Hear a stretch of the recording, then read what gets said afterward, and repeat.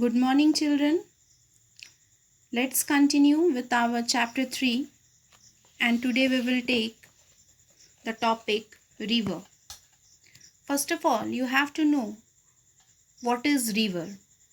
In easy language, you can say body of water that flows in a channel down the slope of the land towards towards a sea or a lake or another river is known as rivers.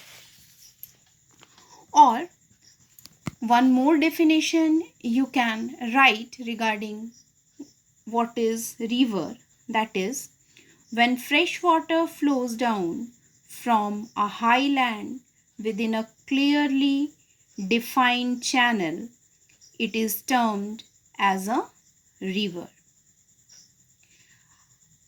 Regarding river, you have to know some important points about river. A river flows towards and into an ocean, lake, or another river. Water in rivers comes from rainfall, melting snow, or from springs. The main points what I have pointed out and written here that you have to know and try to write somewhere in your notebook, in your fair notebook, write. No other notebook, in fair notebook. You just write these points.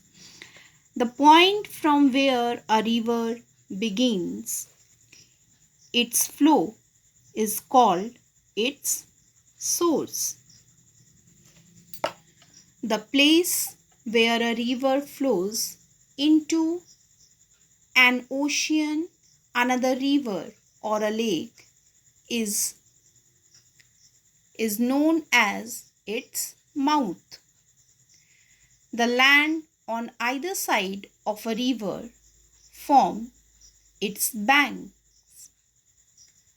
Tributaries are smaller rivers that join or flow into a large river.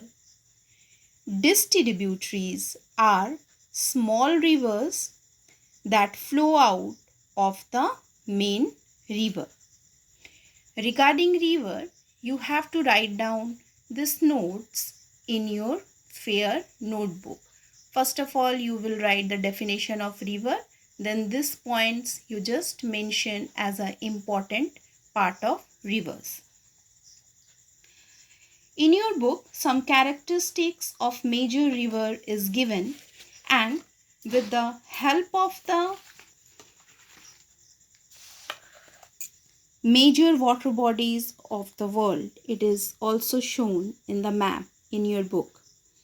Characteristics of some major rivers are given here. River, source, mouth, and location. Everything is written here in your book, and also all the rivers, their sources, mouth, and locations are shown in here in the map. So it is very important part. Students, you read it and see the locations of important rivers. Now let's continue with the importance of river. Rivers are useful to us in a variety of ways, or in various ways, you can say. Rivers are a prime natural resource essential for various human activities.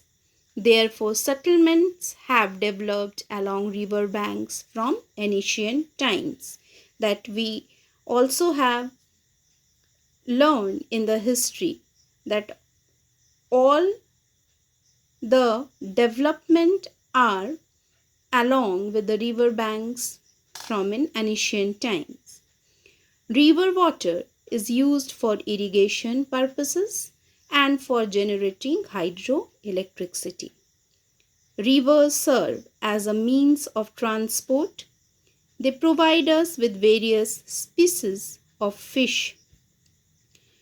Rivers also enhance scenic beauty and provide recreation facilities, thereby promoting definitely what is that? Tourism. Yes, students. So, these are the river topic, and the last topic of this chapter today we will discuss, that is the pollution of water. For pollution of water, I have prepared little point-wise some causes of water pollution. Water bodies get polluted as a result of human activity that we all are knowing. So, some common causes of water pollution include the dumping of harmful substances like human waste, chemical, and other toxic material into water bodies. Then, commercial activity in oceans and rivers that causes oil spills. Afterward, common cause of water pollution is littering, especially of non-biodegradable material like plastics, especially plastics, around water bodies. And the last one is very important that you have to understand. Activities related to festival, such as the immersion of idols, which are often made of harmful substances into water bodies. So these are the some common causes of water pollution, and you have to know what are the various methods of controlling water pollution. That is given in your book as a point wise. Sewage treatment plants must be used to treat domestic sewage. Then wastewater must be recycled.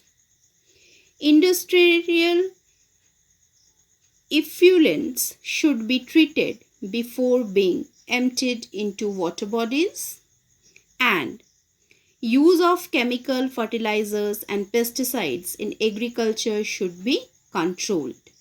These are few points that it explain the various method of controlling water pollution. On the basis of today's explanation, here is your homework, students. Page number 31, question number A and B. You have to do full, and also question number D. Then very important homework, that is the read the whole chapter twice. 3 questions related to today's explanation. What is a river? Name 2 large rivers that flow through India. Describe the various methods of controlling water pollution, and write down any 3 causes of water pollution.